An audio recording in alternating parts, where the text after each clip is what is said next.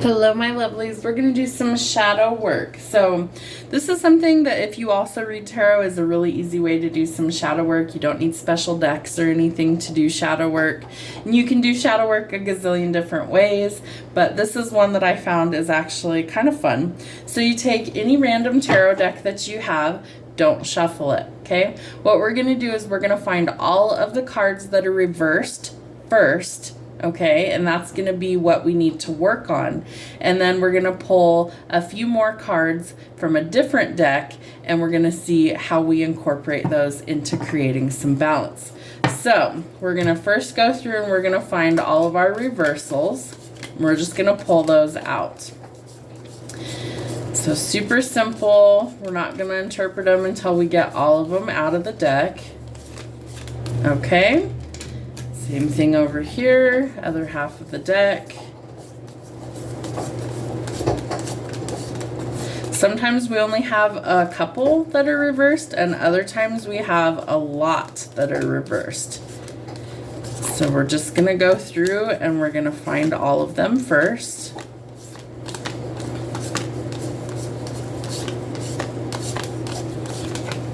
Okay. So that was about half the deck that's reversed. So that gives us a pretty good clear message. So now we're just going to flip them all over as they came out. No, you don't have to read them in the reversed, but you can. Totally your choice. All right, so let's see what we've got. So first things first is we need to establish some boundaries in life, right? Because if we don't, we're going to become the world's doormat. And if we're the world's doormat, that means that we're being mistreated in some way, shape, or form. So I feel like this is a long time coming, that we need to really do this, that we need to really stick on our laurels is what Spirit's giving me. And that it's been a long time coming for us to actually solidify these things.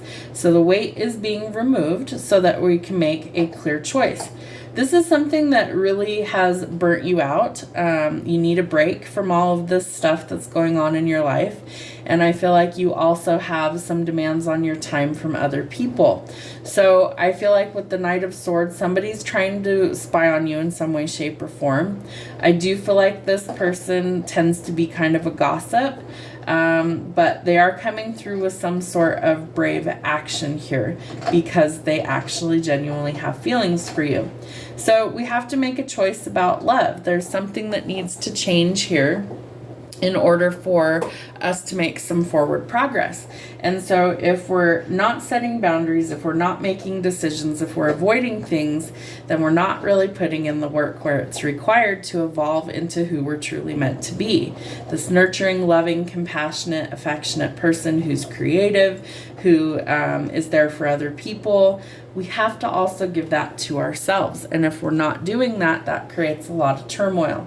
So it's time to close this chapter. It's time to say no to people pleasing. It's time to say no to all these demands from outside forces that aren't supportive, that aren't good for us. Obviously, not everybody can just up and quit their job and live happily ever after. That's not typically how things work out. But we can say no to situations or relationships that drain us or that leave us feeling betrayed or have made us feel like we have hit rock bottom. We can say no to that. You are going to walk away from something that is no good for you, whether it's a love relationship or otherwise, something where there's collateral damage, where there is no way to fix it. I feel like Spirit will lead you away from this when the time is right. I do think you need to start planning or setting some goals for your future, because how do you get out of this situation without some sort of plan? Okay? So very important. Make wise choices. You're at some sort of crossroads now, and you're going to need to decide what is better for you versus where you've been. Once you hit rock bottom with the Ten of Swords, everything is up from there. So it's going to feel like a breath of fresh air. I do think you might have a fire sign that's coming in to help you through these changes. So Aries, Sagittarius, or Leo. This person is bold. They're dynamic. They're courageous. They're driven. They're passionate. They're outspoken. They're very charming.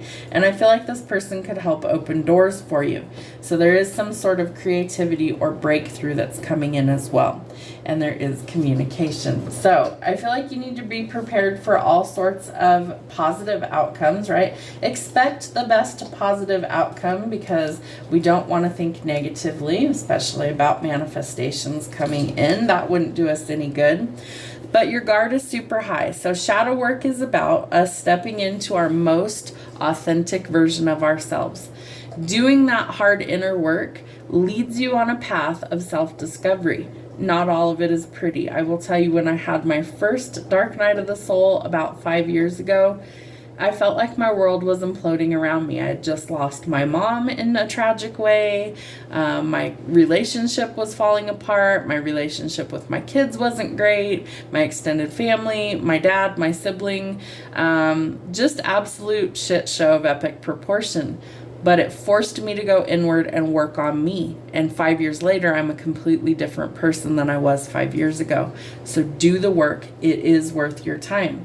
The Seven of Swords tells us that someone in our energy can't be trusted. Liars, cheaters, thieves, manipulators, untrustworthy people. We want to sever ties, or at a minimum, have strong boundaries. The Four of Cups tells us that we have an unexpected love offer coming in, but you may have actually manifested this with the Magician. So be prepared for new opportunities to come in. Some of it is going to be around money and work. Some of it is going to be around love. I feel like this person has also matured from a page to a king. I love the King of Cups energy. He's somebody who wears his heart on his sleeve. He's not going to keep you guessing. He's not playing mind games with you. He literally knows what he wants, and he's going to tell you. If he loves you, he's going to tell you. He's going to show you. It's not going to be, oh, I wonder. No, there is no wondering. He will tell you. He will show you. And this does lead to some sort of wish fulfillment. Again, I feel like you have manifested this new connection. All right, so again, we've got to shift our mentality from lack to abundance. We don't want all of these negative things coming in and delaying our beautiful blessings. I love how Spirit gave me exactly enough cards.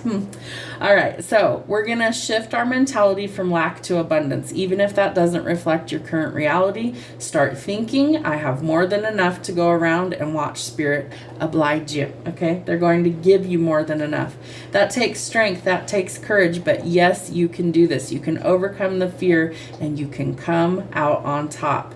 Pay raise, promotion, job change, unexpected money with the Six of Coins, maybe a check in the mail you didn't anticipate. It could come through some sort of legal means. Justice, the scales, all about balance. We need to find balance in our life. That's what shadow work helps us with the most. We are overcoming some sort of grief, loss, pain, heartbreak, and backstabbing and betrayal. We want to heal from that. Allow Spirit to guide you away from the toxic cycles and relationships and towards something that is better for you. And then you gather your confidence, okay? Spirit is aligning you with who you truly are meant to be. The Queen of Wands gets a lot of attention. She is fiery. She's passionate. She's outspoken. She's somebody who really gets the job done. She's not afraid of failure, right? She keeps on going until she succeeds. And the Knight of Coins tells us that travel, movement, relocation, especially for work, could all be possibilities going forward. So I feel like this is going to be a chapter in your life where it's a defining moment. What was I like before the change happened, and what was I like after the change happened? Because you're about to become who you were truly meant to be. Let's get you some charms. All right, what do we have going on for their shadow work, Spirit? What's going on? Just a couple. Interesting. All right, so in hardship, we have the Sun. So the hardship is ending. We're about to get a new blessing, is what they're telling me. A fresh start, a new beginning, and happiness out of this hardship. In love and romance, let's see. We have the heart, ooh, and it's overflowing. Love that, like it's dripping love. So lots of love and romance coming in. Love that for you. We have the little angel playing the little heart here. So pulling at your heartstrings is what they're telling me. But I want you to use some caution, okay? So the devil did not come out in our spread, which is good. But there still is somebody in your energy that you feel like you can't trust. We did have the Seven of Swords. Snakes, liars, cheaters, thieves, manipulators, okay? So be careful until you really know this person, who you are dealing with. We don't want to get involved in that. In home, we have the bicycle. So what's coming to mind with this is movement, but also I feel like this is a lesson in progress forward.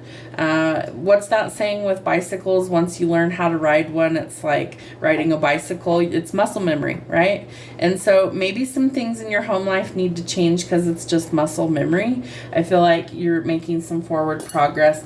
Again, there could be movement of homes and things like that. And our last little charm is in health. We have the dinosaur. Part of me feels like you think you're too old for something, but you're not. Spirit's only going to give you what is meant for you. They're not going to give you things that you're not capable of doing.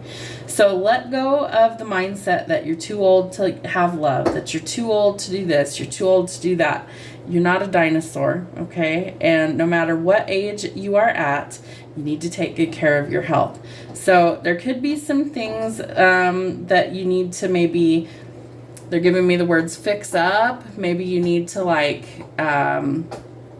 incorporate new routines for positive change, but you're never too old to take good care of you. And that's what keeps coming through with this charm. So you're not too old to take good care of you. I hope this helps. Have a wonderful week. We'll see you soon.